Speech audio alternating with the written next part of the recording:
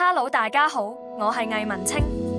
今日同大家講8個大熊貓家族，亦可以講係4個家族，因為呢啲家族嘅始祖係4雄4雌，配成4對大熊貓。熊貓係多偶動物，佢哋本身唔係一夫一妻，但而家就成為一對。吓？乜嘢意思？妻子。川川，雄性，1980年生於四川寶興縣。1982年8月，川川被送到上海動物園。新星，雌性，1982年生於四川寶興縣。第2年6月，新星被救助後送到重慶動物園。1992至2000年，每年既繁育季節，川川都由上海飛到重慶同新星配對。川川、新星恩恩愛愛，生咗7胎8仔，成活5仔，叫做川星、聰聰、玲玲、樂樂、淑慶。川川仲有一個孩子，其母係重慶動物園嘅希希，不過希希仔冇成活，亦冇名字。新星都有對孖仔，其父唔係川川，一仔冇成活，成活嘅仔叫做小小。其實小小都係川川嘅後代，因為新星、玲玲被近親繁殖，生下小小，所以川川係小小嘅祖父，新星係小小嘅母親。小小喺2008年汶川大地震時失蹤，小小當年6歲，冇留下後代，因此喺現今嘅圈養大熊貓之中，凡係新星嘅後代，都必然係川川嘅後代；凡係川川嘅後代，都必然係新星嘅後代。而川川、新星永遠係同一代。川川、新星嘅子女之中，玲玲、淑慶都有後代。現今川川、新星嘅後代都出自玲玲、淑慶兩支。川川、新星家族已經發展到第5代啦。根據重慶動物園嘅統計，截至2019年底，新星嘅後代共有153隻，分別居住喺20多個國家同地區，例如台北市立動物園嘅元仔、元寶，香港海洋公園嘅樂樂、家姐、細佬、可可，澳門嘅心心、健健、康康，大連森林動物園嘅金虎、妙音，美國聖地牙哥動物園嘅雲川，美國華盛頓國家動物園嘅保力，西班牙馬德里動物園嘅金喜，奧地利美泉宮動物園嘅何峰等等，都係川川、新星嘅後代。當然唔少得川川、新星嘅主場重慶動物園，現居松洞嘅21隻大熊貓，大部分都係川川、新星嘅後裔。川川、新星作為建群者，對現今嘅大熊貓遷地種群基因庫嘅遺傳貢獻係一模一樣嘅，將來亦會係完全一樣。川川家族同新星家族融為一體，世世代代永不分離。強強，雄性，1974年生於野外。1976年，強強喺甘肅白水江被發現，同年12月被送到福州大熊貓研究中心。1980年3月，強強搬家至成都動物園。美美，雌性，生於1972年，來自四川省涼山州美孚縣。1975年被救助後送到成都動物園。強強、美美喺成洞自然交配同人工受精兩者皆有，總共生咗7胎9仔，成活6仔，叫做容生、錦錦、川川、慶慶、成成、刀刀。根據2019繁殖建議，慶慶、成成尚有其他嫌疑爹，而官方副本都係強強。美美仲有2個孩子，其父唔係強強。美美同川川育有1名女兒晶晶，晶晶冇成活。美美同月月育有1名女兒容斌，容斌生前旅居日本嘅和歌山白濱野生動物園。1997年7月，容斌喺日本逝世，享年5歲，冇留下後代。自此，凡係美美嘅後代，都必然係強強嘅後代。強強方面，強強係個隱形種公，有6名配偶，繁育咗24隻大熊貓幼仔。強強同上海動物園嘅白梅有2胎3仔，2仔冇成活，成活嘅女兒叫做星月，不過星月亦係1歲幾時夭折。強強同重慶動物園嘅松松有2胎2仔，1仔冇成活，成活嘅兒子叫做竹兒，不過竹兒喺10個月大時夭折。強強同昆明動物園嘅珍珍有2對雙胞胎，不過4仔都冇成活。強強同福州大熊貓研究中心嘅青青有2對雙胞胎，3仔冇成活，成活嘅女兒叫做蓉蓉，蓉蓉活至13歲，終身無生育。強強同重慶動物園嘅男男育有2個女兒，叫做希希、竹女。希希活至12歲，有仔女，但希希仔全部夭折，竹女活至15歲，終身無生育。自此，凡係強強嘅後代，都必必然係美美記後代。強強、美美記子女之中，錦錦、慶慶、成成都有後代，不過錦錦記子女無一成員，所以現今強強、美美記後代都出自慶慶、成成兩支。慶慶同成成繼承咗美美記多產基因，開枝散葉。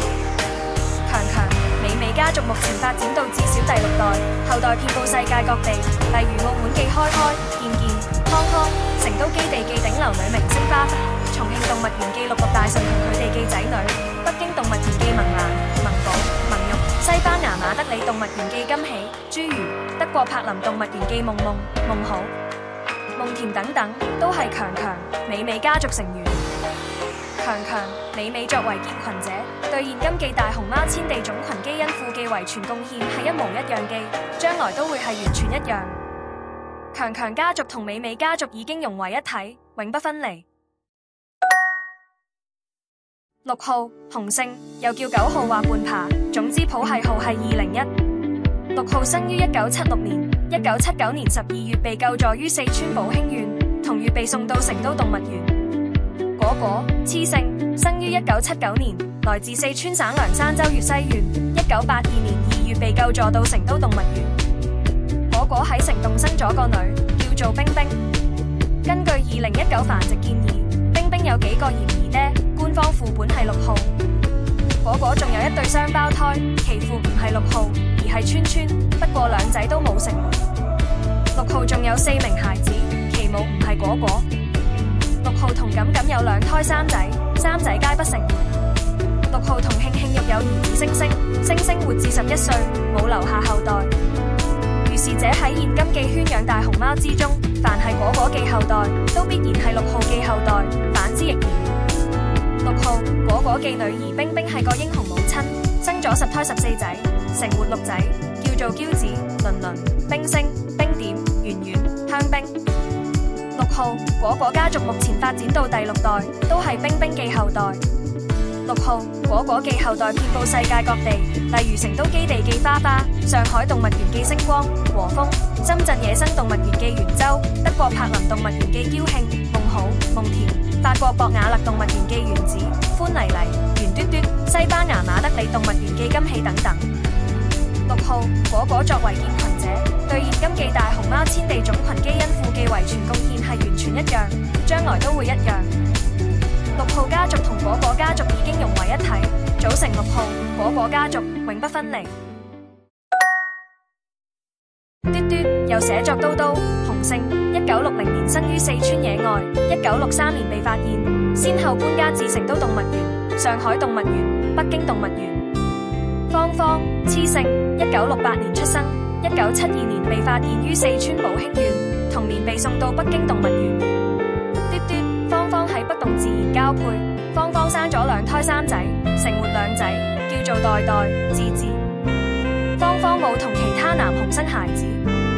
嘟嘟係個隱形種公，有4名配偶，製造咗23隻小熊。嘟嘟同上海動物園記精基生咗15隻幼仔，但無一成活。順帶一提，1967年，精基喺上海動物園產下3胞胎，係全球大熊貓圈養史上記首例。翻查資料，精基1967年生記孩子記譜系號有2個，分別係85同86，所以3胞胎有1仔記譜系號係未知，尚未示意。